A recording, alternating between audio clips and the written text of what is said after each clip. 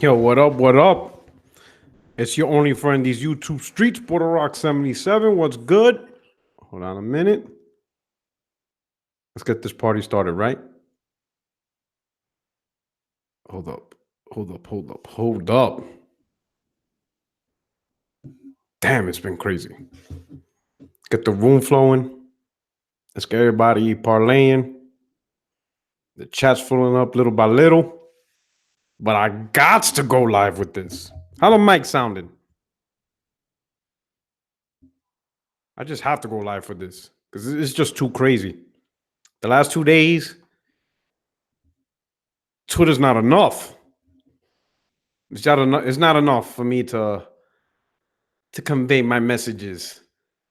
It's simply not enough. All right. We all know. We all know. We all see it, right? We all see what's going on. We all hear it. But of course, I gotta say my 2 cents. What's funny is a lot of people saying their 2 cents. And what's crazy is they're now realizing it in 2019.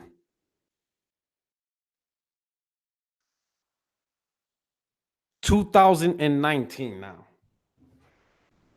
Shit, I've been saying for the longest. But we're going to talk about that. Shout out to the chat. Who we got here? Who we got popping up? Let me go through the chat. 32 watching now. Don't forget to hit the like button. Retweet this out. Let people know we're about to get it popping. You know, of course, you know how it is. I got like two personalities, one on Twitter where I be talking trash all day because that's really what Twitter is mostly used for. You know, I honestly tried at the start. I honestly tried to make Twitter an environment where I could seriously talk, you know, but between the other trolls, which goes, you know, it's not really so much them. It's the people who have shitty reading comprehension. That I would say annoys me more than anything else. And at that point, I just stopped. There's some dudes who don't know how to read. I mean, yo, it's not even so much having a different opinion. You know, it's not even, you know, you're against my point. That's not it. It's that half the times people counter with points that has nothing to do with what I said. Because they can't read. And that shit gets annoying. So I'm like, man, screw this shit. Screw this. I'm not doing this no more. I can't take dudes that read at a second grade level. I just can't. That I would say it's not the trolling, it's not the trash talking. It's none of that. None of that really bothers. None of that bothers me. You know, the racism and all that stuff, you know, that's stupid. That's retarded. But I'm talking about just conversation. You can have a negative opinion, a counterpoint, all that stuff. But at least comprehend the conversation. Like, damn, bro. Like, I'm not going to write at the third grade level for some of these dudes to understand. That ain't happening. I'm not going to downgrade how I, you know, how I type stuff and the points I'm trying to make to cater to the lower denominator. Nah. I'm not doing that. So I just be like, you know what? I'll just shit talk all day. And if it hurts your feeling, it hurts your feelings. It's just trash talk anyway. You know what I'm saying? That's all it is. But here on YouTube is different. You know, this is what we do here. Shout out to Hotman. Shout out to Sam Ash, Roman Knight, Terry Henderson, David T, Julio Romero, and Casta, Beast Bro, Only the Illest. You know what I'm saying? Philip Sin, Mario, hit the like button. You know, yo, D6 out here. Good looking out. Leonidas. You know what I'm saying? Drain Your Soul was good. Batman Apprentice. Oh, snap. Yo, AC. What's up? Jason Elliott. TechWire. Thank you so much for rocking out. You know, Master Shake. The Vel was good. Triforce, what's up? If y'all could do me a big solid, retwist this out. Let people know. Porter Rocks Live. We could get up in here. We could get up in these topics. Cause I gotta say my 2 cents. Everybody's saying their 2 cents on the catch up. Now, of course, there's dudes that's been here for a minute and they've been preaching the same thing. But what's crazy is there's a lot of dudes now, all of a sudden, they had an epiphany. Now they realize 2019. We're almost in August. Now there's a problem. Son, the building burned down already. Like, what if you didn't call the fire department already, well, what's the point now? Let them go to another building where they could put out fire somewhere else. This shit's a wrap. Quanvo was good. PlayStation gamer. I been had skills. What's good, people? Appreciate it, man. Thank you so much for rocking out. Hit that like button. MK, retweet this out because we're going to get in this. We're going to get in with this facts because some of y'all been rocking with my channel for a long time. And in this channel on YouTube, one of the main reasons I did this YouTube was because there was so much BS information about gaming. It wasn't even so much, yes, I'm a PlayStation dude. Everybody knows that. Tight Xbox is good. Everybody knows that. That's not a lie. Everybody knows my preferred platform is PlayStation. That's not even in question. But when it comes to gaming conversations, everybody knows I side with facts. I side with truth. Everybody knows that. I side with the facts. I side with the data. Because it's all about making more gamers smarter about the hobby that they enjoy. You understand? If you're on YouTube, if you're on Twitter, if you're following me and you're following many other YouTubers, it's because you like information. Vedger, but you hate Gran Turismo. You're damn right I hate Gran Turismo. I hate all racing games. If you've been on this channel, you know that too. Somebody asked if I'm still in Germany. Yeah, I'm still out here in Germany. Be out here for a little bit. SS9 was good. Vedger was good. Raw silly. 100 milli. Right? Everybody knows. Yeah, y'all see me with a whiteboard at one time. Who remembers that? Hit number 1 if you remember when I broke out the whiteboard and broke down the numbers about console sales. Because that's what I do. People want to talk about gaming and they want the information. They want to go beyond the games. They want to go beyond just whether this game is good, whether this game is bad. People want to know about the industry, why some games flop, future of a franchise, future of a brand, all that stuff. We're all interested in that. David the Maker, you in the Navy or the Army? Neither. The Marines. Hoorah. I think that's the first time I ever did that live. Hey, it's all about knowledge. Not having knowledge and preaching truth does not interfere with your enjoyment of a gaming product. Doesn't matter what brand you like. Knowing the facts, knowing the truth, knowing the right information, being educated on your favorite hobby, that doesn't determine whether you like a platform or not. It just makes you understand what's going on in the overall big picture. It helps you be a more informed consumer, to be honest. I said this a lot of times. I got into knowing about the industry, reading articles, looking at MPT data, all this stuff, right? Around the time the PlayStation 1 and N64 came out. Because prior to that, I had Sega Genesis, Sega Master System, Super Nintendo, TurboGrafx-16, Atari 5200, because there was 2600. I had the model after that, 5200, right?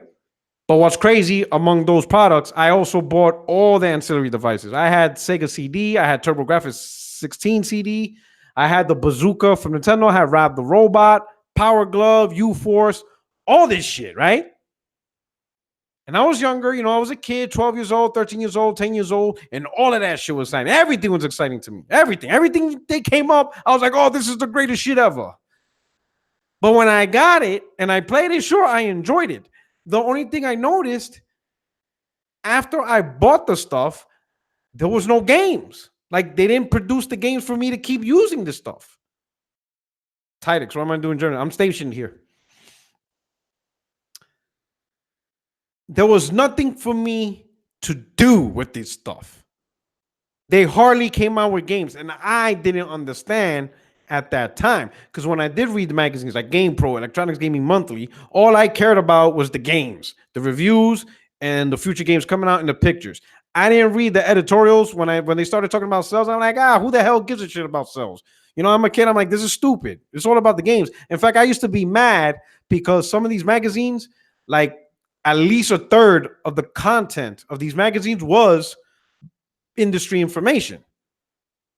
You know, when I saw the pages where people wrote letters to the editors and stuff, the questions was about the industry. And I'm like, why are these guys worrying about, the sell of this or the future of that? Like, this is stupid. This is about games. Talk about games. Like, so I just skipped those pages and I just looked at the ones where this game's coming out or the review for this game. That's it. That's all I did. Wounded Penguin was good. Right? Joey Salas, what's up?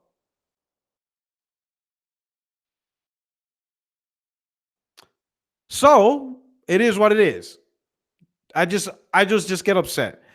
And then for whatever reason, during the PS1 and N64 era, maybe because I got a little older, maybe because this is around the time I was buying my own stuff.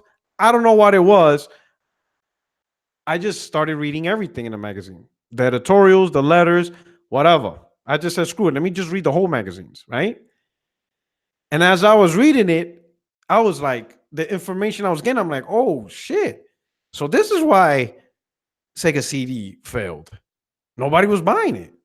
And because nobody was buying it, the developers were not going to invest their money into making games for something people didn't own. This is why nobody was making games for the Bazooka. This is why TurboGrafx 16 failed. This is why these things were going on. And I'm thinking, oh, shit. A lot of the stuff that failed is because of sales.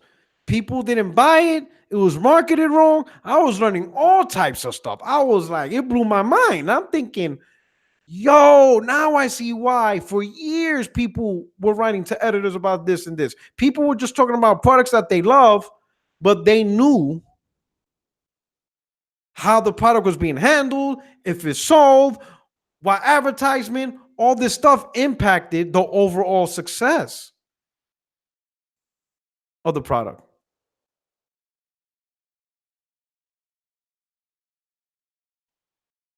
So since then, I just kept up studying the industry. It let me know, what was going on, what products are going to fail, what products are going to do good. And I just kept doing it. And then when I got internet for the first time for myself, when I jumped on the internet age, which was in 2000, oh, Lord, woo! I learned the lithium boards, GameSpot, console wars, system wars. I was like, oh shit, that's when I started learning about system wars online. But all this vast information. And, I learned about MPD. I learned all about that stuff. And throughout the years, I just kept reading, and going through that. See, some of you already know I didn't get all this knowledge because of YouTube. I was doing I was learning and studying about the industry, learning about developers, learning about sales long before YouTube, long before social media was even a phrase or a word. Did that long before that, right? I'm just applying it to the YouTube channel. What's good, Miko Dawes? What's up? Game O'Malley, Linux, David the Maker, Sensitivity. And that's what my channel is based on. It's just based on the knowledge I constantly read, right? Because for a while I was looking at YouTube and I'm thinking, all right, YouTube's funny. In the beginning, when I was looking at YouTube for gaming, it was mostly jokes. Like you look back in the days with Black Bond, General MLD. Who else? Who else were the other guys? Hellraiser, I think his name was. Chad Warden, all them dudes, they were just cracking jokes, and it was funny. Back and forth, right? But then little by little, people started talking about serious stuff. I guess this El Presidor, that's a good one. Thank you so much. That funniest dude, hilarious. His Killzone 2 versus Gears of War 2 was legendary. Legendary. Absolutely legendary shit talking, right? It was an age of just trash talking, and that was funny, right? But then at a certain point, it became from trash talking to serious conversations, right? And people were talking about serious conversations, pretty serious conversations. And within those serious conversations, the Xbox community started growing, right? Xbox community was really the first ones to really grab on to serious conversations, right? No, I remember Bond because Bond, he was the one that created the term drone, which was mostly towards PlayStation 3. He used to call them drones, all PlayStation 3 fanboys. So he's the one that coined that term. These goddamn drones. I remember that shit. I remember all that shit he did, right? But anyway, but I noticed the Xbox community rose real quick, real quick. Channel after channel after channel, just a big building block of podcasts and podcasts and podcasts, right? And I'm thinking, okay, Xbox community is doing their thing. Maybe we could see some PlayStation community actually, do serious stuff. We'll see how it goes, right? But as I see these Xbox channels growing, they were pushing some of the biggest BS I ever heard. And I'm just sitting back here like, yo, in the beginning, I was kind of confused. I'm like, yo, is this like a fake podcast where like they're spreading fake news and just joking around? Or like, is this like at first I didn't understand the pulse of the information being provided. I wasn't sure if this was still a joke type thing, like the old YouTube, or like I didn't get it because it wasn't funny. I can understand like if it was like a comedy show where they exaggerate stuff, then I got it. I'm like, oh, these guys are just cracking jokes, exaggerating. But they were serious, right? And this will create groups of people in the chat, which eventually will go into Twitter, where the conversations continue and everybody's serious. And I'm thinking, yo, this shit is wild. Like everybody's just saying the most crazy. Like the one that was blew my mind the most was when Sony got rid of their PC division. Apparently that meant they can't make first party games. It was over because they couldn't afford it. So PlayStation 4 is going to be nothing but indies and multiplats. And they correlated it to the PC gaming division. And I'm thinking, oh, snap. And everybody was believing it. Everybody believed it. Everybody, right? And I'm like, yo, this is trippy. Like, this is crazy, man. Like, yo, the information these dudes are passing is wild, right? People saying, oh, it's bankrupt. Sony's bankrupt. They can't afford it. Yo, it got so bad that there was even talk of PlayStation 4. That's going to go the way of Dreamcast because of no games. I was like, oh, Lord. Yo, I'm like, does nobody look at MPD and the sales? Like, what's going on? Is nobody seeing what Sony is pushing out on the content that's coming out? They're advertising it. These dudes are like, oh, yeah, but there's no dates. So chances are they're just going to cancel them. I was like, oh, snap. I remember when Uncharted 4 was first announced, like 2014, whatever, because they didn't have a date. Oh, yeah, that game ain't coming out. They can't afford it. It's going to get canceled. I was like, oh, snap. And they were serious. It wasn't like a spoof or not a spoof. It wasn't like a joke. It was an exaggeration, It wasn't like a mockery or anything like that. It was straight gaming news to inform the gamers. So these dudes are like, oh yeah, Uncharted 4, no date. So that means it's going to get canceled. Go buy an Xbox. I was like, oh. I was like, Uncharted 4 is canceled. Go buy an Xbox. I'm like, yo, these dudes are trying to sell Xboxes out here. That's what they're trying to do. Right? So my last straw, right? Well, I'm going to be honest. Let me back up.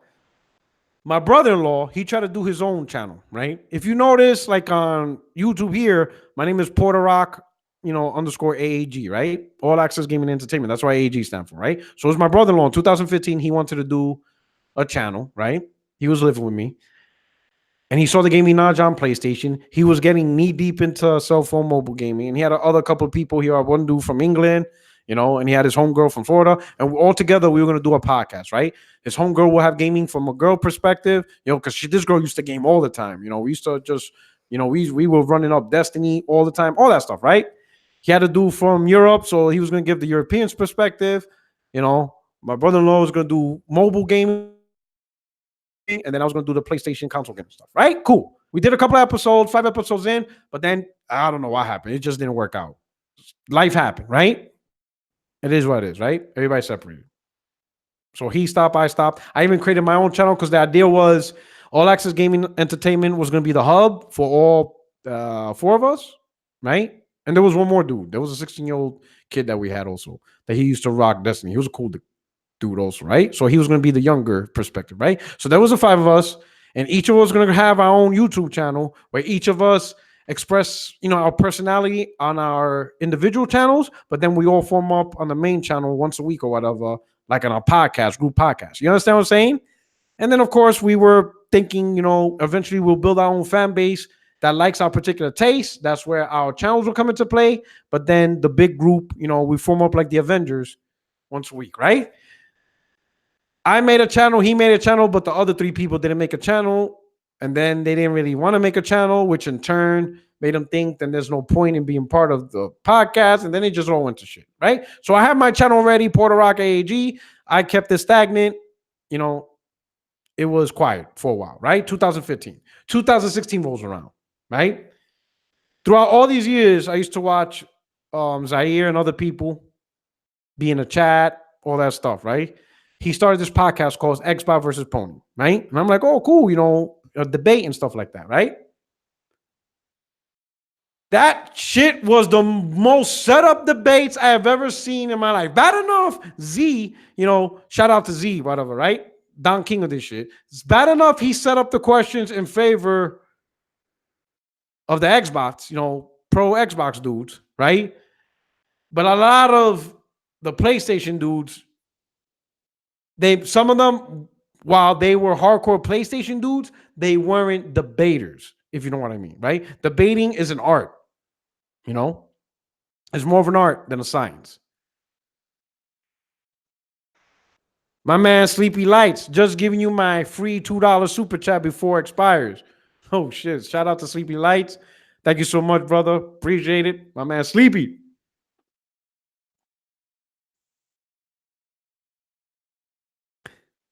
So he set this up and got people that weren't really into debating. They were PlayStation fans, but they didn't know how to debate the questions. They didn't know how to respond to the questions. And they didn't know how to stump people. So it was like 3-4 consecutive episodes of where PlayStation dudes got embarrassed, right? So I sent the message to Z. I'm like, yo, Z, what are you doing, man? Like, stop putting, like, the last straw I had was one dude who wasn't even a PlayStation dude. He was a PC dude. I'm like, oh my God, this dude. And I told Z, I sent him a message. I'm like, yo, Z, what you doing here? Now you don't even got PlayStation dudes? Like, I told her, I know you setting this up for entertainment, but damn, at least make it entertaining. He's like, then you come up and do something, right? Z's that type of dude, right? If you're going to talk your ish, then get up on the mic and do it. I'm like, cool. I'm going to do it, right? Sets me up, mollywop the dude. Yo, Z was like, oh, snap. And that's when Z, after the podcast, after that, debate, I had like 2-3 debates in a row, mollywop dudes, right? And he's like, yo, you have a channel? You go build one? He goes, well, I have a channel. I just don't do nothing. It's dormant, whatever. And he's like, yo, we're going to get that live. And then Z just pushed me on, egged me on, do it. My brother-in-law also egged me on, and boom, we're here. But when I said, I'm going to do my own thing, it's going to be based on, the YouTube channel will always be based on providing the right information, no matter what. It's going to be the truth information. It's going to be the facts, right? Now, when you look at my videos, you can say primarily a lot of the videos are PlayStation information, pro information, right? But the reason why that is because the Xbox community, especially from 2016 up until now, the amount of BS that they pushed out, I couldn't keep up with. Like they literally supplied an infinite amount of trash that I had to clean up. I had content for days because it was always something new that they created, some fake ass narrative that they created that was going to straight poison the community. And it was just nonstop. Like by the time I finished one point and made a video, they were already 3-4 narratives deep into new BS. And I'm like, yo, this Xbox community is crazy, right? So with all that fake information, the multiplayer podcast was born, right? Z came up with the multiplayer podcast because he has Xbox Beastfire, right? He had BGST, which was the fanboy, all out stuff, right? Then he had Xbox Beastfire, which was supposed to be a more serious Xbox podcast and talking about tech, right? But then we got all these Xbox dudes, right? With the bullshit they said on BGST, or the bullshit they're spreading on Beastfire, whatever, I would jaw check them every Thursday on Multiplayer Podcast. If you look at the first stages of Multiplayer Podcast, it was like 4 or 5 Xbox dudes and me. We had one dude, MVP, but the dude was schizophrenic. He had a new personality every show. One day he's an Xbox dude, another day he's a PlayStation dude, another day he's a Nintendo dude, and another day he just doesn't give a fuck about gaming at all. So he was like the wild card. But for the most part, it was me versus at least 4 Xbox dudes, right? And the 4 Xbox dudes, they would be coming in with the BS they said before Thursday. So you picture Sunday, BGST comes out. They say mad bullshit. Monday, Beastfire comes out. They talk tech. Tuesday, Wednesday, Xbox, the next podcast, all these other Xbox podcasts, right? Throughout that whole week from Sunday to Wednesday, huge amount of BS would be spread across the internet. Just the stuff they made up was wild, right? Thursday, they would try to talk about it. The only difference is I was in the podcast. And I will curb check the shit out of them stupid ass narratives. Heath Stevens, Semper Fi, brother. Right? So the multiplayer podcast was born and the Latin Assassin was created, right? Because they would honestly think they could repeat the dumb shit they would say early in the week, right? When they're just talking to their fellow Xbox brethren, there was nobody in the crew to dissent opinions, nobody there to give an alternate opinion. They all, stroking themselves, be like, yo, yeah, great. Woo! They come Thursday, I slap the shit out of them. I would stump them. I would think, well, what about this? What about that? This, that, and third, yada, yada, right? And they all try to scream, laugh. Nah, you ain't answered the question. What's up with all this stuff? And after a while, people will be like, oh, shit. Because a lot of the people that were in the chat also go to the chat for BGST. They went to the chat for all these other Xbox podcasts. So when they went to Z Multiplayer Podcast, they were already in agreement. But then I came out with the alternate side. I came out, would be like, well, hold up. You guys are saying this, but what about this? And then people started realizing, oh, shit. This motherfucker's coming out with some facts here that nobody brought up before. Right? And that's pretty much the story the whole time. That's the story of my channel, bringing out the facts, right? A lot of stuff people had an epiphany now, I said 2 years ago. When I said back, well, maybe 2017, when Microsoft announced their switch to support PC, and the first inkling of Phil Spencer started saying, hey, I'm going to put games everywhere, yada, yada, yada. And I'm telling people, yo, you're going to see Xbox on Steam, Xbox on this, right? Yo, people are like, oh, Puertorock, you're just a Sony fanboy. Microsoft will never put their stuff on Steam. It's only on Windows Store because it's Windows. You're just hating. You're taking away our exclusives. And now look, every Microsoft game is going to be on Steam day one. Not some of them, all of them. And then on top of that, Phil's talking to other clients, which means Origin, GOG. He's talking to all of them. Right? Now, you're hearing people talking about the Xbox game sucks. Now, Phil Spencer, and y'all heard this. Phil Spencer said that this whole gen Xbox first party has been weak. He said it. In July 2019, Phil Spencer said Xbox first party has been weak, and the Xbox community agrees with him. I said that shit this whole time, and I get called a fanboy.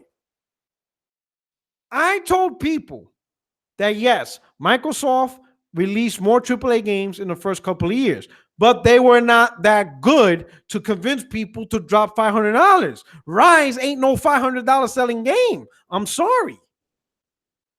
Sunset Overdrive doesn't sell $500 consoles. Even Titanfall, right? A $60 multiplayer only game that's also available on 360 and PC is not going to sell a $500 console. It had no single player story, so people were not all up on paying $60 online multiplayer games yet.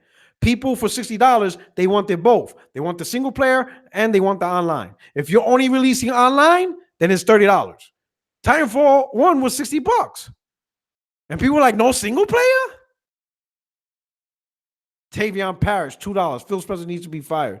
Bro, it's too late. And we're going to talk about that, Tavion. I agree with you, but that ain't happening because the vision's done. And I'm going to talk about that. Xbox One sold 80 million. Tell them to give them an E slap. Anybody who says Xbox One sold 80 million deserves an E slap. What was I?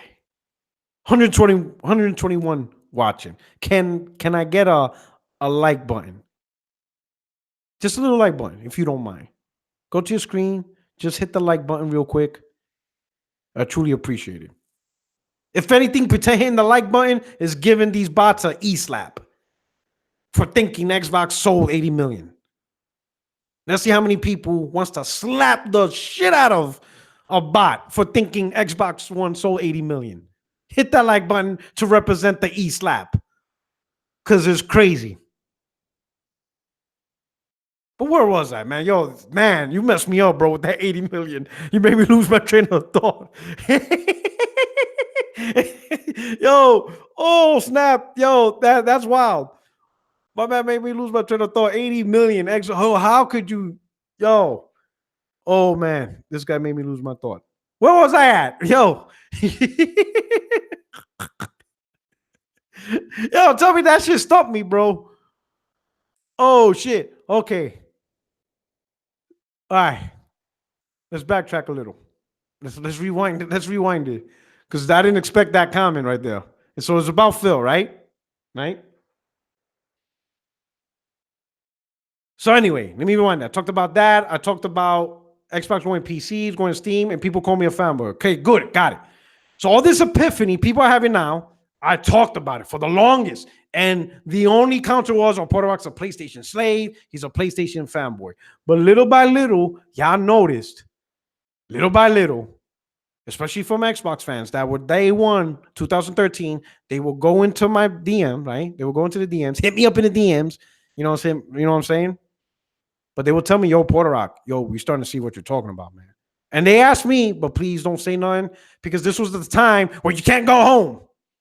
You say anything about Xbox, you're cut off from the family, you know? And some of these dudes play games on Xbox Live. So I found it sad that these dudes won't rock with you on Xbox Live just because you have a dissenting opinion.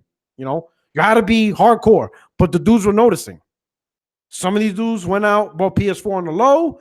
They would DM me, be like, yo, Puertorock, you were right, man. We noticing that something ain't right. Right? Oh, Titanfall. Yeah, there we go. Right? So Xbox was coming out with these games, and it's true. A lot of these games are AAA in terms of budget, right? But they're not big hitters. To convince people, hey, buy a console whose point is TV with a stupid camera that even Microsoft didn't support games. Imagine buying a $500 console whose heart and soul is the Kinect camera, and the very company that sold it to you aren't making games for it. You're apparently supposed to use it just so you can say Xbox on. Oh, yeah. That's great, right? And I'm telling these, especially 2016, that ain't the answer, Sway. You ain't convincing nobody to buy this box for that. And then the few, Titanfall 2, we're not knocking it, but it's no single player. It's $60, and you could get it on your 360. Or you could play it on your PC. That's not going to make a person buy an Xbox. Right? So people are going PlayStation 4 because they're like, all right, it's $400. Plays the same multiplats. And Sony has more announcements of the games coming. Horizon Zero Dawn, Uncharted 4, Infamous, MLB, the best baseball game on the market. There's a lot of stuff. The only thing is you did have to wait because it took time, right? But you knew it was coming because Sony kept throwing, they kept throwing videos and trailers, and they just kept feeding you just to make sure this is the content that's coming out. And that's what people went with. Right? After 2016, right? After 2016 on, I kept telling people, I'm telling you, from 2016 on YouTube, I kept telling Z and everybody, yo, something's wrong because Microsoft has not announced a new AAA IP. Sony just had E3 2016. They showed you Spider-Man, God of War. Later on down the line, The Last of Us 2, Days Gone. We just finished playing Horizon Zero Dawn. Neo. Soon coming Lost Soul Aside. Like, we've seen all this new stuff, but we're not seeing new stuff from Xbox. But nobody listened. I was just a fanboy. Xbox got games in development. They just don't announce it 3 years ahead. That was the shit they were saying. Everybody remember that here, right? I'm not lying. 2016, Microsoft didn't announce new IPs because they don't announce 3 years ahead. So if it's not coming out within the next year, they're not going to announce it. 2017 comes out. They don't announce games 3 years ahead. That's why we got nothing. 2018, they don't announce new games ahead. 2019, Microsoft don't announce new games. Well, no shit. You think?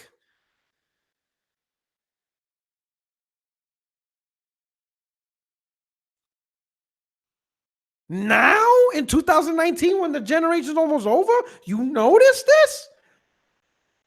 It's too late to notice. It's too late. It's too late to apologize. It's too late, dog. My man says, do I work for Sony? No, I work for gamers. I work for gamers. Because a lot of gamers that listen to me, they already moved on to the PlayStation. This is about games. This is about a platform that failed its consumers. You cannot tell me, Linux Gamer, that you're going to pay $500 for a console just to play Call of Duty. Shut your damn mouth up. Ain't nobody doing that shit. Ain't nobody going to do that. Ain't nobody doing that. Ain't nobody saying, well, Battlefield's good enough for me. Ain't nobody feeling that. You can play Battlefield anywhere. You can play Call of Duty anywhere. Out here caping for Microsoft. Sit your drunk ass down. Ain't nobody doing that. Nobody out here rocking consoles and bragging about games other people are playing on their consoles as well. Ain't nobody. Y'all remember my term, right? Let's see if y'all remember. Y'all know the term I used for these multiplats. Who remembers what I call these multiplats? Y'all know, some of y'all remember the name I gave these multiplats. Started with the letter C. Y'all know the name. What I call these games? Man, y'all people are like, ooh, I know Puertorock. I forgot what's the word. Come on. Y'all know. There you go, my man, Triple J. Community pussy. That's what I call these multiplats. It's something that everybody gets. You can't brag about something that everybody's hitting. Everybody's tapping it. So you're going to brag about it? Ain't nobody bragging about that in the projects. Ain't nobody doing that. My man says, yeah, I don't like that term.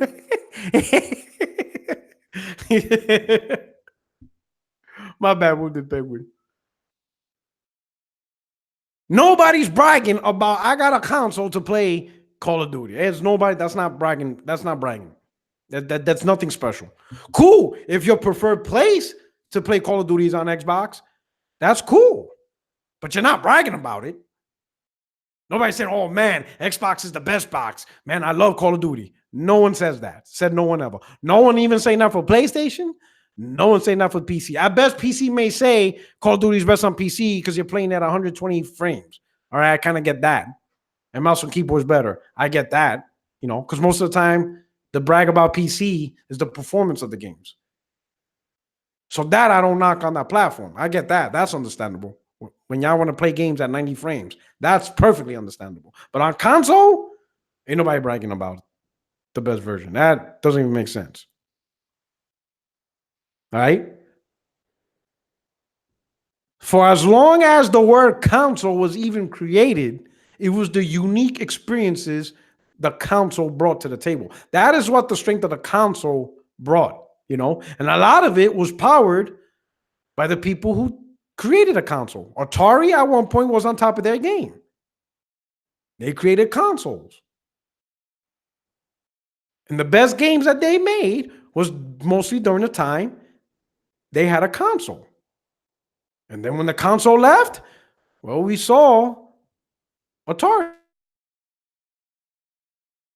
The path that, you see how shitty they became. Sega, the best part of their whole existence was when they had consoles, especially during the Genesis era. Them dudes were dropping killer apps that were exclusive like almost every week. Game after game after game. Yo, it was crazy what Sega was doing. And then once they stopped making consoles, they fell off real quick. Now they're making a little comeback after such a long time. And I wish them as much success as possible because I was a Sega dude. Most of, when I first started out, Sega was my joint.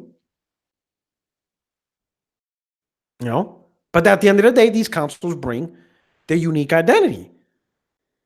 A PlayStation is PlayStation not because of Call of Duty. It's because of the exclusives. Xbox at the time was Xbox not because of the multiplats, but because of the exclusives. Halo defined Xbox through and through. When you thought of Xbox, you thought of Halo. They went hand in hand.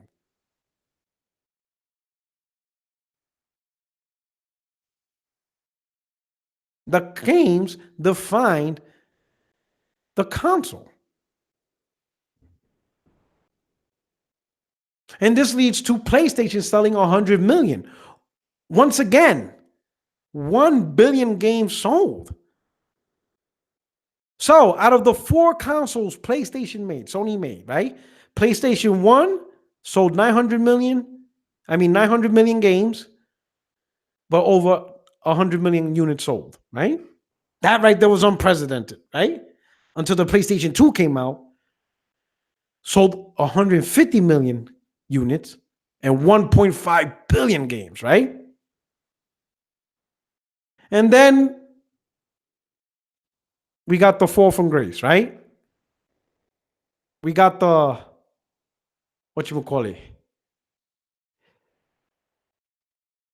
Sony got some humble pie, you could say. They had to eat up some humble pie, right? The PlayStation 3. They try to make into a multimedia beast. They put in Blu-ray, maybe too early, so they could try to sell their Blu-ray format. They try to get into CPU development, so they use the PS3 for their cell processor to try to compete in the CPU market, and it hurt the brand. They focused more on how PlayStation could help other segments in their company by focusing on the PlayStation brand for like the first 2 years or so, right? It was more about what PlayStation could do for the rest of the divisions, vice what Sony can do for PlayStation. That's all I meant that with PlayStation 3. That's what it was. Sony thought more, hey, how can we use the PlayStation name to help the cell processor? How can we use this PlayStation name to help Blu-ray? That's really what it was. Vice, what can we do to continue the greatness that PlayStation is? That's all I meant that in the beginning.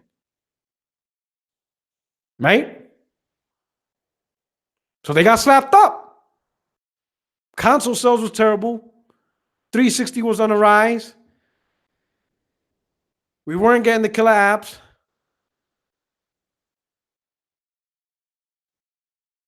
And Sony's like, all right, we got to fix this. And they went back to the basics. They went back to what PlayStation was about the games. They released the PlayStation Slim so they could, trim down the price, right? They started releasing new IPs, some big killer apps. They improved on some games. Uncharted 2 was a huge improvement over Uncharted 1. Towards the end, they released The Last of Us. Then they got Infamous. They stepped up their game with MLB The Show. God of War 3 was a hit. They doubled down on some small niche projects that ended up big dividends. Demon Souls, which ultimately, which ultimately led to, Dark Souls being popular.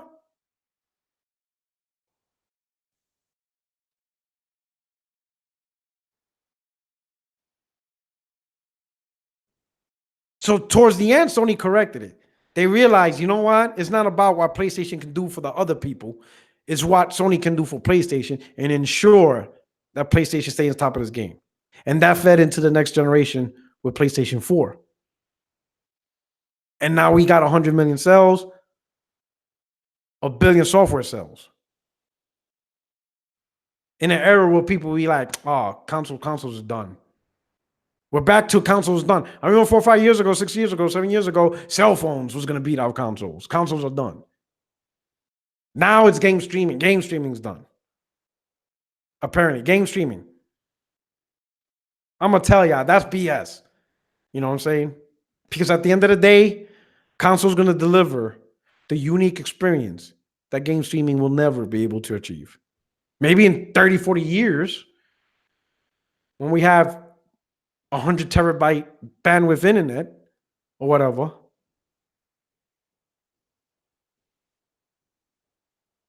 but native hardware will deliver a great experience.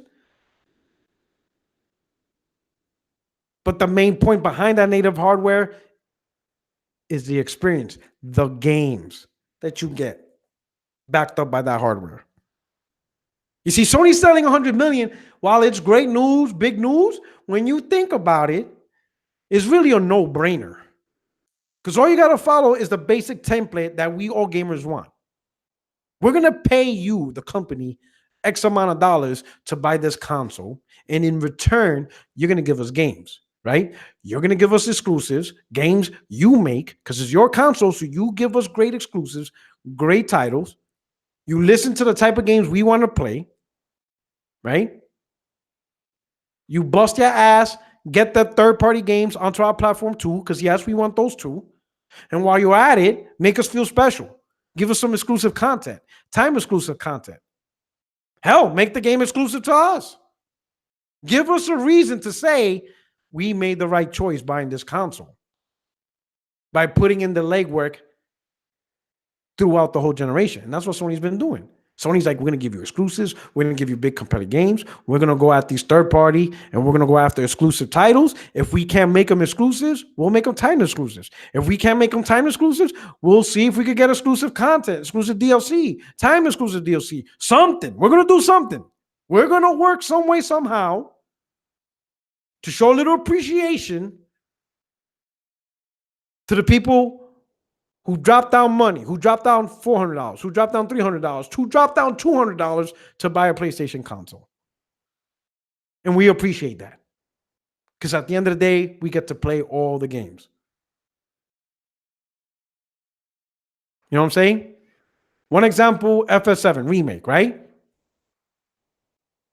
Good chance that it's exclusive to PlayStation 4 only. But there's also, there's also a decent chance that it's time exclusive. Because remember, this is Square Enix. They're a third-party publisher.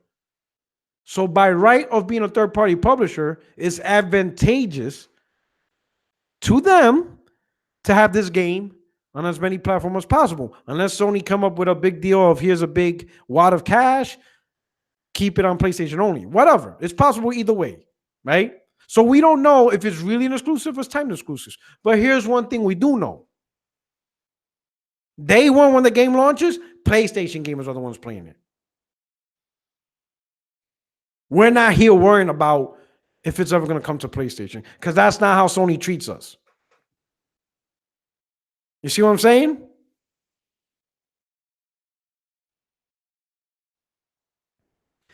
Phil Spencer had an interview.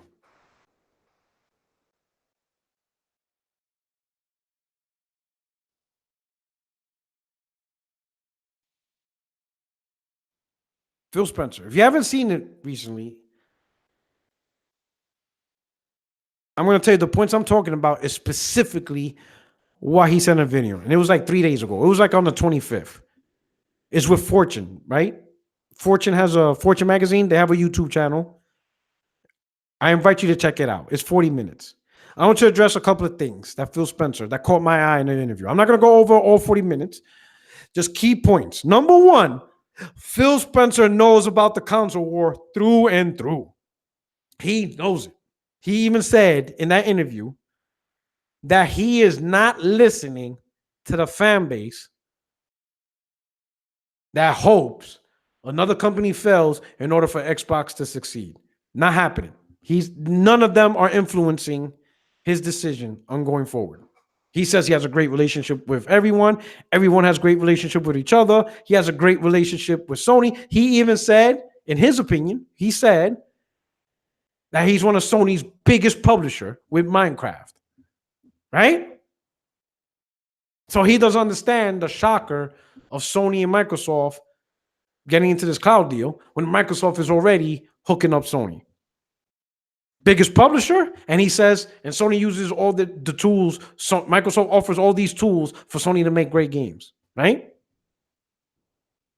The one thing I would say Phil Spencer didn't address is the ones who are criticizing Xbox, but it's not in the sense of hoping that another brand fails. Like me, I definitely don't hope Sony fails. But what I do hope, or what I did hope, keyword did, because it's time to move on. But what I did hope at the time was that Microsoft came out with better games than Sony. Because if Microsoft came out with better games, right? Not that Sony's game got worse. Still, Sony coming out with the biggest and baddest games, but Microsoft just so happened to come out with bigger, badder games. And what that does is Sony takes notice and like, oh shit. Microsoft came out with these huge titles. We got to come out with something bigger. And then it goes back and forth. Think about back in the 360 era when Aaron Greenberg came out and said Halo 3 outsold, and he named a bunch of PlayStation 3 first-party titles, which included Uncharted. He's like, it outsold Uncharted, Heavy Rain, Infamous, whatever. A full list of PlayStation games. One game, one Xbox 360 game, Halo 3. Outsold all these titles. And he's like, that's remarkable. And what he pretty much was telling the people was Halo 3 is a big deal. It's a big IP, everybody playing. Ravenflow, $2 super chat. Phil Spencer gave big third-party vibes. Oh, yeah, he does. We're going to talk about that. Carlos Crespin, $2 super chat. Adaptive control, the only thing Phil did right. I absolutely agree with that. That's probably the biggest achievement Phil did. The adaptive controller, can't knock that. Biggest thing, best thing for gaming. I say one of the best things for gaming overall this whole entire gen. But back to what I was saying. Man, you guys really know how to knock me out of my groove and shit. Damn. Right? All right. Okay. Phil Spencer, right? Touting, biggest publisher out there. Great relationship, right? But there are those of us that want Microsoft to make better games. Not that we expect the company or the competitors to end up making crappy games. No, they're still going to make their banging games. We just want Microsoft to make better. Let them raise the bar. Set a new bar in great games. Which then forces everyone else to meet that bar and hopefully surpass it, which will then force Microsoft, once again, to raise a new bar, back and forth. That's what we were hoping for. This tit-for-tat tennis match that goes back and forth, but as they go back and forth, the bar gets raised. That's how you progress gaming.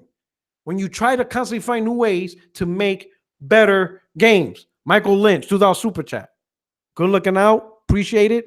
Vedger, 50 sec. He said hardware sales matter in exclusive deals. With 100 million PlayStation 4 out there, Sony could just lower the publishing royalties from 30% down to only 10%. There's a possibility. There's a possibility Sony could get flex. Look at Epic did it, right? And you see how much people are jumping on the Epic Game Store over Steam recently because they get to keep more of their money. Possibility. Back to my point, as gamers, we want the bar to be raised in games, right? By making better games, the competition has no choice but to make better games themselves. And by the competition making better games themselves, your favorite company has no choice but to make better games themselves. And when the first-party developers are making back and forth, raising the bar on these top games, guess who has to keep up? The third party. They have no choice but to keep up because the first party are raising the bar so high in order to compete with each other, because the games the first party makes is more than just the sell of the game. They're trying to sell you the console. This ecosystem, this symbiotic relationship is what truly is pro-consumer for the gamers, because in the end, we get great games. The industry is forced from third party, second party to meet the bar the first party developers are pushing.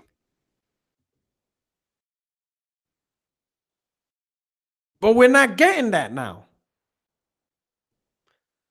Michael Lynch, $5 super chat. Nintendo not doing so hot either. Oh man, Michael, whoa, come on, man. Did you not see they just sold 36 million?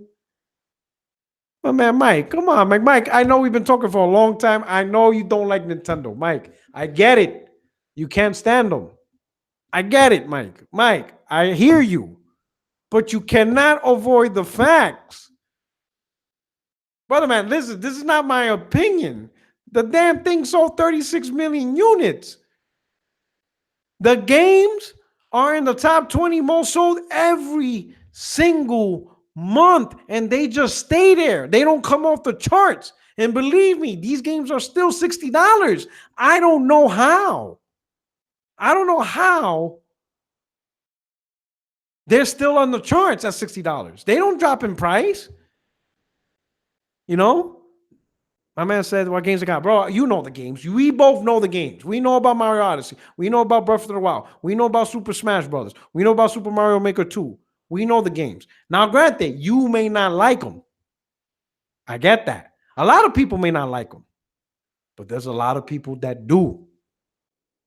Their games stay charting. And they chart because people are buying them. You may not agree with the people buying them, but they're buying them. My man said astrology changes garbage. All right. But anyway, this competition, the cycle of competition got broken because Microsoft broke it. They were the main direct competitor for PlayStation, right? Nintendo do their own thing, and everybody's fine with that. It's cool where the third console does its own thing, but brings something unique to its own table. That's cool. The world accept that. You buy Nintendo for Nintendo games. Cool. But where Xbox and PlayStation, them two were the last two bastions of fighting each other. But in 2016, Phil Spencer said, nope, I'm done. We're going to put games everywhere. That's the vision. And it just got bigger, bigger, bigger. Now you ain't got somebody to raise the bar, which could potentially mean Sony might go soft. I hope they don't. What's cool is if you look at the Sony internal studios, they now look towards themselves as competition. Who holds the crown as PlayStation's best developer? I guess that's the best you can do. when nobody else wants to do it, fight, go against you. So now they look at each other as competition. Santa Monica's like, looking at Naughty Dog, we beat you. We got the most, Game of the Year awards. Or, whatever. Spider-Man, even Insomniac, who's like a second party, not really first party, but even Insomniac is doing their thing. Everybody's doing their thing, right? I guess that's what's needed. I guess that's what's left. I guess that's all you can do. You know what I'm saying? What else is left when there's no challenger, right? But the cycle's broken. Phil broke the cycle. And he chose Kumbaya. And then he masked it. Like, the dude's slick. I give him that. Phil Spencer is one smart dude, bro. Smart as hell. Because he's taking this vision of putting games everywhere, right? And those of us that are like, no, Phil, keep it exclusive to Xbox.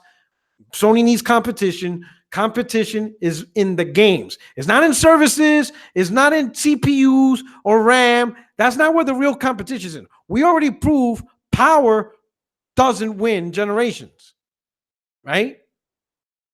But instead, that slicked mofo, he is so conniving, right? He wrapped the idea of putting games everywhere, and he created this shield that if you are against this idea, you are toxic and you're these fanboys that just have no place in gaming. He created this shield that's crazy. That if you try to tell them, man, you need to keep these exclusives on Xbox, everybody's going to look at you, you're toxic. Why are you trying to keep games away? That's anti-consumer. And I'm just like, no, that's one, you're not keeping games away from anybody because all you got to do is buy an Xbox and you can play them. It's not like you have to do a raffle to buy a console. You want to play the games, just buy the console. It's like Ravenflow, $5. He's like, I think Satya is behind Phil's third-party logic.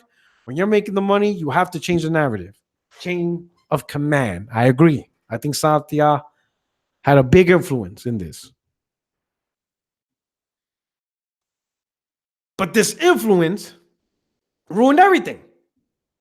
I hate when people say, oh, exclusives are anti-consumer because they're keeping gamers away from playing these games. Just buy the console. It's not that serious. A PlayStation is only $200. If you wait till Black Friday, you probably could get it for $200 plus a $50 game card plus games and controllers. Now, I get the few that may be in financial situations. You can't buy multiple consoles. I got that. But that's very few. The majority, y'all can buy more than one platform. And a lot of these platforms are worth buying. Except, in my opinion, Xbox at this point. Because you're going to get the games everywhere. I wholeheartedly believe, and I'm going to continue to the Phil Spencer interview, that we're going to see these games on PlayStation next gen. The man is all about PlayStation. You just saw the recent tweet about the CEO of Microsoft, the big dude, said that this deal of Sony using Azure servers was all Sony driven. It was all them. And that Microsoft has to work hard to make sure they're successful as the customer. I'm telling you, people. Satya looking at PlayStation selling 100 million. I want you to think about this from Microsoft perspective, right? Microsoft is talking about putting games everywhere, right? They're about to release one of the biggest games they haven't released in almost 2 to 3 years. Gears of War 5, right? And I want you to think that Gears of War 5 is not going to be on the PlayStation 4, which just announced 100 million consoles have been sold. You don't think Satya is looking at that number like, man, Gears of War 5 on a console that sold 100 million, on a console that sold 1 billion games? Do you honestly think Phil and Satya are saying, oh, no. We got to sell Xbox One consoles? I'm telling you, Microsoft is going to push that button. It's just a matter of time. I said on this channel that you're going to see Xbox games first on Steam. I said this is pretty much, and I said this a while ago, but I'm gonna say it again. That's Microsoft in their path, in their road to put their games on everything. They're gonna spread their games all throughout PC, all the clients. And at the time when I said this, everybody's like, nah, it's only my Windows Store because that's their store. They're not gonna put it on Steam. Windows their OS, and Windows Store is their store. It's the same thing like Xbox, right? That's when they were calling PC just like Xbox because of Windows Store. I'm like, nope. Watch, you're gonna see. They're gonna announce games on Steam, and they're gonna announce games like on Origin and GOG and whatever, right? They're gonna put their games on phones with xCloud. Because I was one of the first that posted the article where Phil Spencer said that they first tested game streaming back in 2012. So before Xbox Cloud and before xCloud even had a name, I'm like, yo, y'all realize Phil Spencer said they tested game streaming back in 2012. It just wasn't ready, right? So I was like, so you're going to see games on phones, right? So PC through different clients, you're going to see games on phones. I said, don't be surprised, Mac OS, because I guarantee they're going to find a way to put games on Mac. That's coming. Michael Lynch, $5 super chat. Thank you for support. Says every game Sony makes is a big hit. Besides Xbox tiny amount of games, Sony is only 4 gamers, period. I agree. And you heard them. You heard them with the PlayStation 5. They put the world on notice. We focusing on the hardcore. We not messing around. Third-party exclusives, big first-party titles. They're not playing with the PlayStation 5. Thank you for the super chat. Right? Going back to Xbox Microsoft strategy, told you about the PC. It already started. All games, day one on Steam. And their negotiations with more clients, right? xCloud is going on all phones, starting with Android. Soon iOS, right? Eventually, I would imagine gaming on Mac, because Valve has Mac.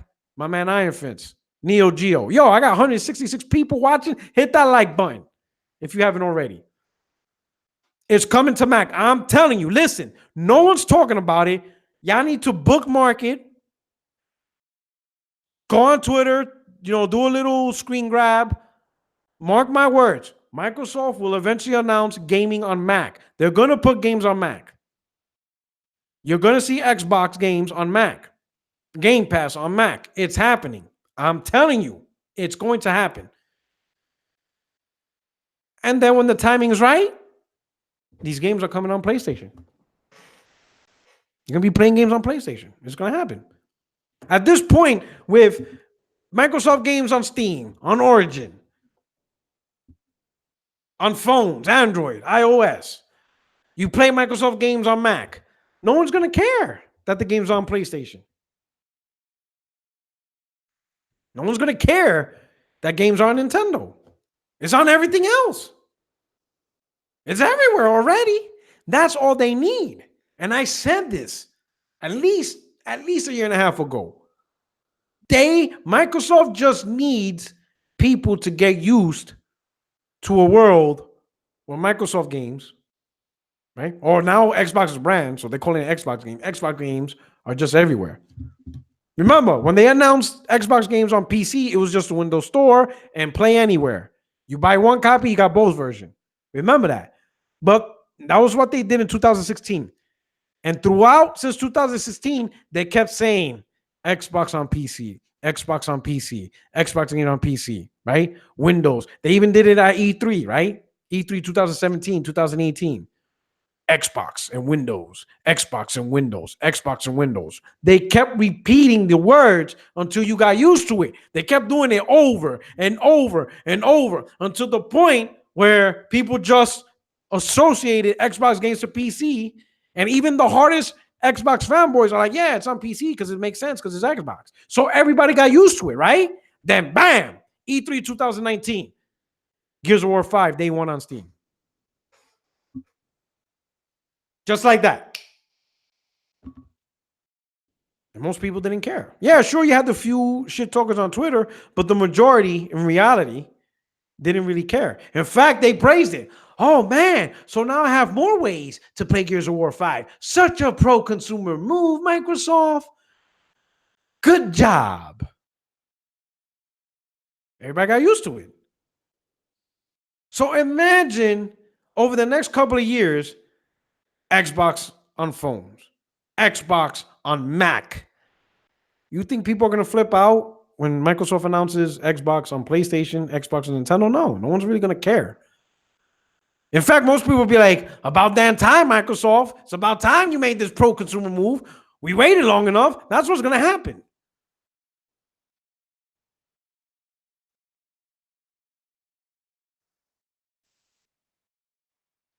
Listen, the world in terms of Xbox is done. It's a third-party company that also makes their own device for the people that want that device. You know?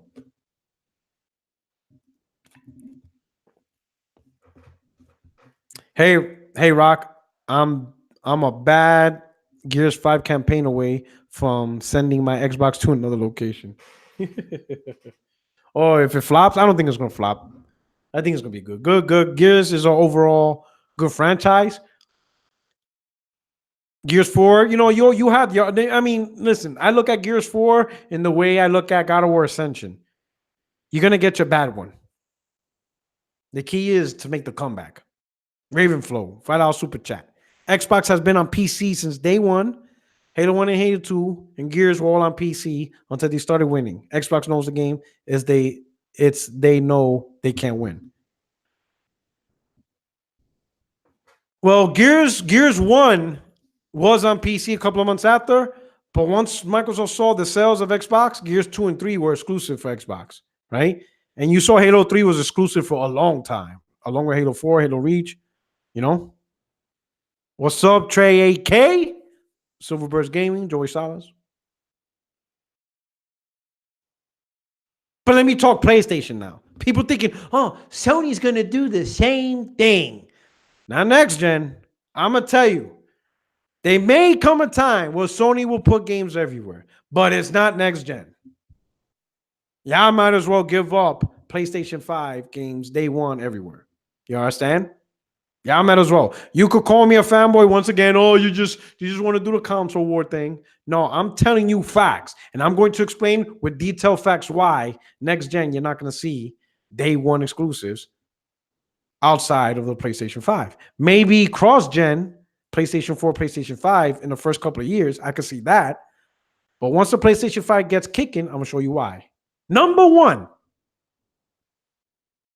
PlayStation's big success this gen, right? Especially when it comes to revenue. They make more money than EA. They make more money than Activision. They make more money than Ubisoft. And you're talking about companies that put their games everywhere. You're talking about the company that mastered the art of games everywhere. These are the company that does that. That's what they do. If they could put their games on a toaster, they would. That is their purpose, to put games everywhere. And Sony is slaughtering them in terms of gaming revenue every freaking year. Why? Because the difference between Sony and EA, and Activision is that Activision primarily sells Activision games through consoles. Ubisoft primarily, or and PC, or platforms. We'll use the word platforms. Activision sells their games primarily through various platforms, and so does Ubisoft, right? But Sony sells all three publishers through their own platform. Every Call of Duty that gets sold on PlayStation, Sony gets a check. Every game, every Ghost Recon game, every Madden, every Anthem, all the games these third parties make across the industry, when it gets bought on PlayStation, Sony gets a check. Approximately 30% cut of every game. This combined revenue from third-party industries that put their games on PlayStation is what making them stinking rich in terms of gaming. Is what's making them earn more money, so much more money than the competition, that PSN by itself, just PSN, not the console sales, not the controller sales, not even the physical game sales, not the accessories, none of that. Just stuff that gets sold on PSN, that alone makes more money than the entire Xbox gaming division. That alone makes more money than the entire Nintendo company. This is why Sony wants you to buy their console, because they take advantage of the industry sales because they get a cut. And because Sony's like, we got to convince consumers to buy a console. Well, if you're going to convince us to buy a console, what are you going to do for us? What do we get out of it? Clearly, it's not just multiplats, because we already addressed what these multiplats are. We could get these multiplats anywhere. What are you going to do for us? And Sony's like, we're going to give you some crazy ass games. We're going to give you some of the best games you're going to play. And we're going to give you even the niche games from Japan are fantastic. You're going to be one of the first ones to play Nier Automata, the Yakuza franchise. Judgment just came out. Neo 2's coming soon. Trailers of Lost Soul aside. Bruh. Project Awakening. Bloodborne. Oh, and you know what? Oh, yeah, we got this Spider-Man. We tired. Activision, you don't want to do a proper job? Hey, yo, Marvel, give us that Spider-Man, because Activision ain't doing nothing with it. We got this. Give us Spider-Man. We're going to contract Insomniac. We're going to do our thing. Cory Barlog, yo, hey, Sony, give me another chance. I got a great idea for God of War. Sony's like, here's a blank check. Detroit Become Human. Until Dawn. MLB The Show. Come on, man. Sucker Punch. Like, yo, we did Infamous, but we want to do a new IP. What new IP you want to do? Ancient feudal Japan. Samurais like a motherfucker. Sony's like, here's a blank check.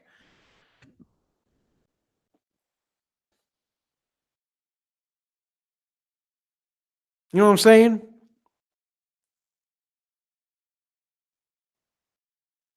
This is why we fucks with PlayStation. Excuse my language.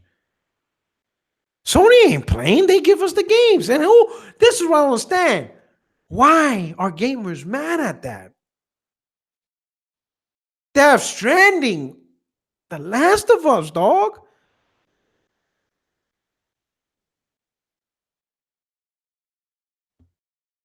Kojima's, yo, my man Tyler Kennedy, yeah. Tyler. The way he said, Kojima, I wanna Sony, do it. Here's a blank check. Kojima's like, but I didn't even tell you, do it. You got it. We like it. Love the idea. But you didn't even hear idea. Yep, we heard it. Love it. But it's called great name. Perfect. Woo! Awesome. Here you go. Oh, yeah, but I want to make sure I have creative control. It's yours. Everything's yours. Everything. Hell, we got this engine, Decimal. That's yours too. You own it. It's yours. Your engine. Do what you want with it. Oh, okay. Thanks. I need a building. Boom. Done. Take out. Hell, take my house. Here you go. Here's the keys. Your house. Honey, kids, get the fuck out. Kojima needs a place to stay. All yours. We're in his crib. We're moving out. It's all you. Do what you gotta do. You know what I'm saying? It's stuff like that benefits us gamers. You understand what I'm saying? Yo, Sony gave them their engine. He'd be like, yo, here's our Decima engine. Take it. You know? They're like, hey, Gorilla, give him your engine. It's his now. In fact, you're going to name it Decima to show the relationship between you and Kojima. Oh, yo. And who could be mad at that? Twisted Sin, $5. Sucker Punch giving us open world Japan when we have asked Yubi so many times.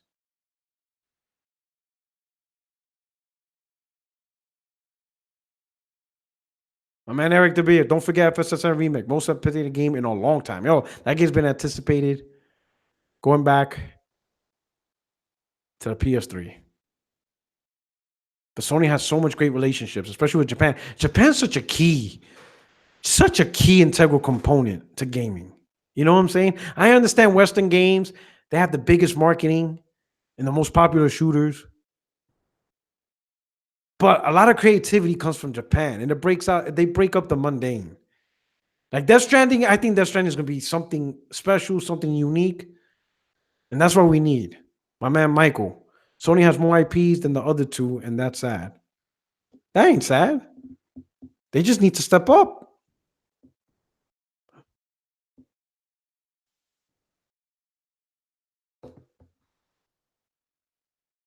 Like some of these Japanese games have been fantastic. Like Neo, who remembers when I first hyped Neo?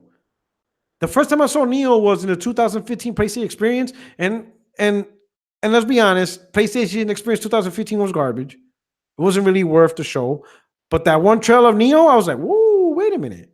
Because for a long while I've been begging for Onimusha, and I was like, all right, this is the closest thing I saw.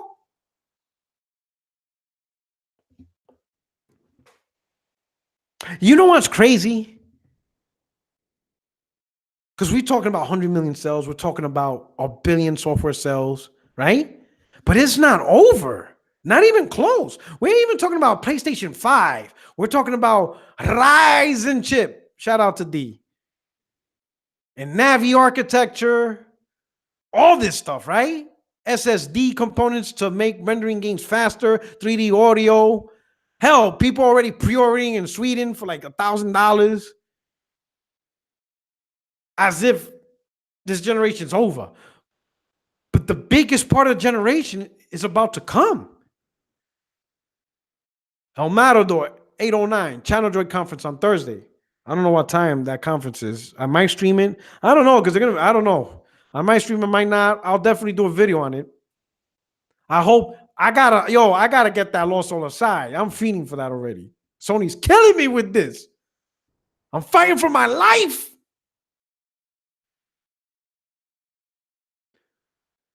But this generation, can you believe the biggest bang of the generation is still coming? Like, you would think we hit the peak with God of War, Spider-Man. Nah. Death Stranding this November. And then next year, Final Fantasy VII Remake. The Last of Us 2. Ghost of Tsushima. And oh my God, if Sony drops Lost Soul aside, Project Awakening. Come on.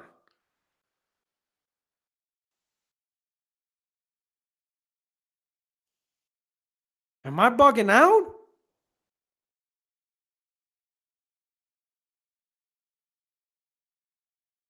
The biggest bangers is yet to come. Last of Us 2 is endgame, bro. That's Thanos snap, but you're not getting endgame. It's the Infinity War with the Thanos snap, but there ain't no sequel. Nah, sorry.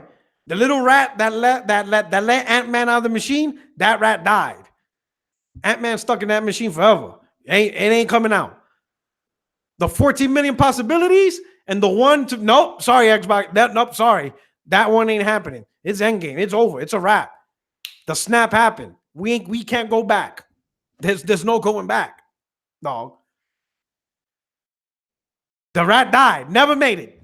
Hell, that van wasn't even in a warehouse. It got junked and crushed.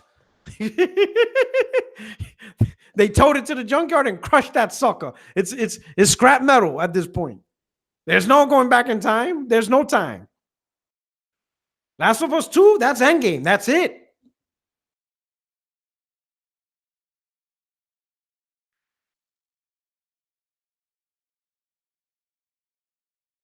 Listen. The things I said, I've been saying a long time, right? And if a lot of these Xbox fans were truly fans of the Xbox and not, the problem is a lot of Xbox fans are fans of the idea of Xbox, but not in actually the content of Xbox. They're still living on the memory of a 360, primarily 360. Because the truth is, most of these Xbox fans never owned the OG Xbox. I own the OG Xbox, right? But the console only sold 25 million, right? And then Xbox 360 blew up to 80 million on the backs of games, right? So everybody's still living on those glory days. But what they didn't understand is they should have been real about their own platform. Regardless of the trolls, of the haters, regardless of how many YouTube channels we're talking about, Xbox sucks, da da da da da. They should have not felt sorry for Xbox. They should have went genuinely, because Phil was truly listening to them. They should have been genuine and said, hey, Phil, this is why we were fans with Xbox. We became big fans because Xbox delivered big content, big titles that uniquely identified the Xbox brand. And now you created something that's very generic and very derivative. So there's a lot of Xbox fans that's not staying on Xbox. They have no confidence in the Scarlet. They're buying PlayStation 5 day one because Sony did in a little press release, a little interview, what Microsoft has failed to do over the last 3 or 4 E3s. Sony simply said, we're focusing on the hardcore. We know you want big blockbuster single player experience. We know you want us to go after third party to get your exclusives.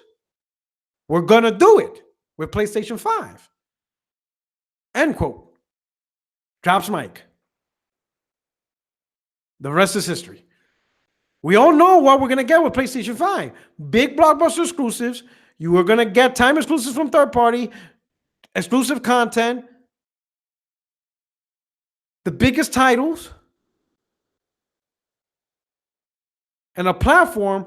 It doesn't matter if it's the most powerful or not. We see what these first-party developers do with what they get.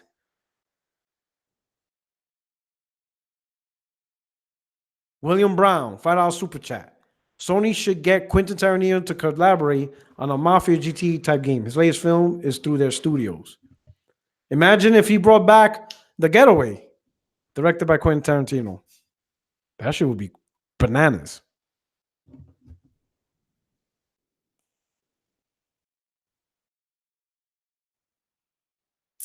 We know what we're getting with PlayStation.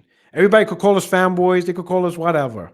Do what, the reality is the console's doing exactly what we bought it for. All we're saying is we want everybody else to do the same thing. Doesn't have to be the same exact games. Don't be exactly like Sony. Just have the philosophy of a company that says, hey, you have this core audience that is identifying with your console for a reason. We're PlayStation fans for a reason. Because when you buy a PlayStation, we know we're going to get big first-party titles. Sony's going to get these great Japanese games, and they're going to have great deals with third-party and exclusive content. And we trust the developers that regardless of the hardware that gets put in the console, we're going to get some of the best amazing products. You've seen Z's channel. My man compared that Microsoft first-party games on Xbox One X with God of War running on the PlayStation 4 Slim. And you saw the graphical difference. You saw what Sony can do with 1.84 T-flops. So it doesn't matter if PlayStation 5 is the most powerful console in the world. What matters is whatever is in the box, is it enough to make first-party studios happy? That's all I give a damn about. That's why you don't see me every week typing up a brand new rumor about PlayStation 5 power. It doesn't matter. It's like The Rock. What you think about PlayStation 5 power? Well, I think it doesn't matter what you think. Because the first-party titles are going to look fantastic. That's it. Period. Even when these first-party studios had to deal with the shittiest architecture ever, aka PlayStation 3 with the cell processor, because that processor was a pain in the ass for them. They still found a way to make amazing. Uncharted looks off the hook, did it not? Even Killzone 2 look off the hook. Even Infamous ran crazy good and looked great. They know what they're doing. They're talented. So when we plop $500, $400, we know what we're plopping money down on. Sony is focused on this platform. Console gaming is thriving. Of course, MGS4, don't forget. AJ Felton, don't forget Metal Gear Solid 4. Again, Kojima. My thing with streaming, and I'm going to touch off on this. If I was Sony, and this is maybe how they're going to handle, this is how they're going to most likely play their cards with their PS Now and PlayStation.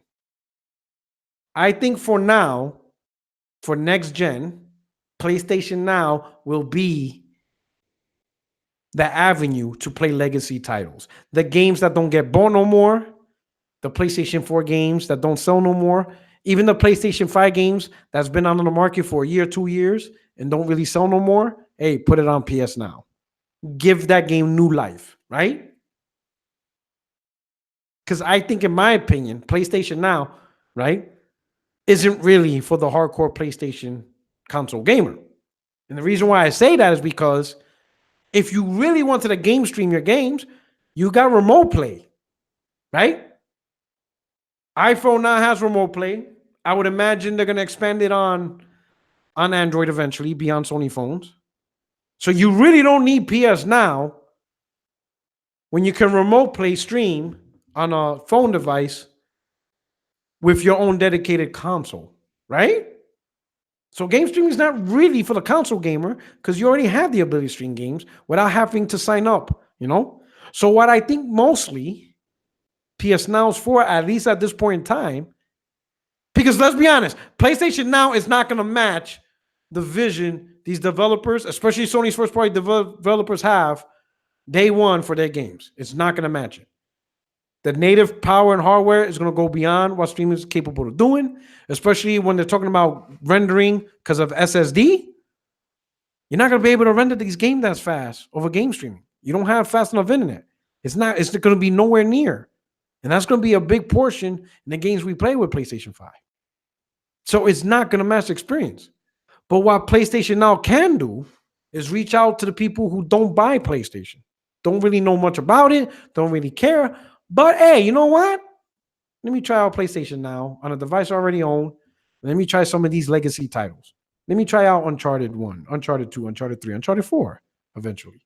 Let me try out the God of Wars, you know? And I think what Sony's hoping with the draw of people that don't normally buy a PlayStation 5, they get for the first time the taste of PlayStation gaming. They play the games that they normally would not play, that they didn't care to play for whatever reason. They finally get a taste of it, right? And now they're like, you know what? I want more. PlayStation Now is not enough. These games are freaking amazing, but I want a better experience. And then those guys go out and buy an actual PlayStation console. I think over the next 5 years, there's potential that PlayStation Now is the gateway drug to a PlayStation console. Vice, Sony creating an equivalent alternate option to the PlayStation console. I could see PS Now as the gateway drug. The gateway drug to the console. You know, here's a little taste. Hey, this sample's free. Have a free sample. And then boom, you're addicted to heroin. Gotcha, bitch. Because I don't see Sony diving deep trying to make PS Now an alternate to the PS5 when it can't. Because it's not going to be able to do the things of PlayStation 5. All the vision that Sony has with 3D audio, rendering, that's technology you're not going to be able to do in streaming. Because the bandwidth, you're not going to have fast enough bandwidth. You barely have fast. There's barely people. Most of the people don't even have the bandwidth to make sure you have, you don't notice the huge latency, let alone on what the PlayStation 5 is planned for next gen. So you trust in the process. At least for next gen, PlayStation 5 is going to be the hit console. That's the console you need to go to.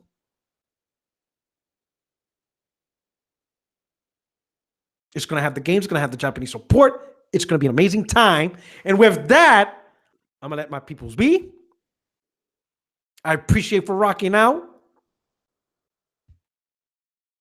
Thank you for showing up to this live stream. I don't do it as much as often as I used to. If you notice, I do more uploaded videos. But you best believe I'm playing PlayStation VR I'm gonna finish a couple more games, and I'm gonna do a 4-part review of PSVR. Because I don't want to do it all. I don't want to do one big 2-hour one. I'm gonna break it up into 4. All right. More word on that. But with that said, I am Audi 5000. My man Alex said don't go, but I gotta play these games, dog. You know what I'm saying? I'm gonna talk about all that, dog. I'm gonna talk about everything PSR. I'm gonna give you the truth, all of it, the good, the bad, the ugly, and the future of it. But that's not what each part is called. But you're gonna get my foolproof everything about PlayStation VR, and it's gonna be live with my camera. You know, so you're gonna see me. You're gonna see me hold the product. Now I'm gonna talk down. Just to give you a heads up, the way I envision it, the first part is gonna talk about the hardware review, the actual PSVR helmet itself, the adapter box, the cables, the camera, right? The PlayStation Move controllers. The first part will be about that, right? The second part is going to be about the games specifically. And I'm going to talk about the games I beat. That's why my review is going to take a while, because I already beat a couple of games. I want to talk about games I actually played and beat. And yes, you will be able to see my PlayStation achievements because I don't hide them. You already see some of the games I beat already. So you can check them out now. Puertorock77, right? So that's going to be part 2, the games, right? Then part 3 is going to be the issues, motion sickness, all the negative stuff. All that stuff, the things I see wrong with it personally. And then part 4, the final part, is going to be the future of PSVR and where I think Sony should be headed to, right? And then part 5, no, I'm going to do part 5. I'm going to do 5-part because the 5th part will be the recommendation. So part 1, the hardware, part 2, the games, part 3, the issues, part 4, the future, part 5, the recommendation. See what I'm saying? But this is your boy, Puertorock77, your only friend in these YouTube streets. I'm going to check you out. See you when I see you, all right? I beat Until Dawn Rush of Blood. That's one of the games I beat. But anyway, I'm going to be out. Thank you so much for rocking out with me. Thank you so much for the super chat. I appreciate the support and all that stuff. Love you guys. You guys take care. Have a good night. Have a good day. Whatever time zone you guys at. Peace.